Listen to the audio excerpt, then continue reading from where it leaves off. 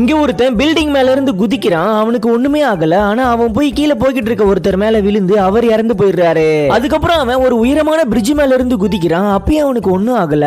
ஏன்னா அவன் லோடு ஏத்திக்கிட்டு போய்கிட்டு இருக்க ஒரு லாரி மேல போய் கரெக்டா விழுந்துடுறான். அப்பயும் அவன் அடங்காம மறுபடியும் ஒரு ஹெலிகாப்டர்ல இருந்தே குதிக்கிறான். இந்த தடவையும் அவனுக்கு ஒண்ணுமே ஆகல. ஏன்னா அவன் இடையில போய்கிட்டு இருந்த ஒரு பிளைட்டை புடிச்சுக்கிட்டு தப்பிச்சிடுறான். இவன் ஏன் இப்படி பண்றானா, கொஞ்ச நாளைக்கு முன்னால கடவுள் எல்லாருடைய மொபைலுக்குமே அவங்க கரெக்டா எந்த டைம்ல சாக போறாங்கன்றத மெசேஜ் அனுப்பிட்டு இருப்பாரு.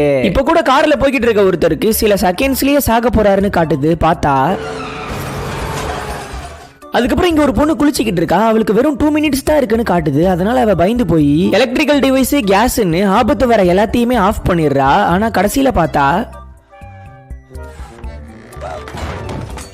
அதுக்கப்புறம் இந்த கை கால் நடக்க முடியாத வயசானவருக்கு இன்னும் 12 வருஷம் டைம் இருக்குன்னு காட்டுது. ஆனா அவரை பாத்துக்க கூடிய நர்ஸ் இன்னும் 64 டேஸ்ல இறந்து போயிடுவாங்களாம். அதனால அவங்க அழுகுறாங்க. இதெல்லாம் உண்மையான செக் பண்றதுக்காக தான் அவன் அது மாதிரி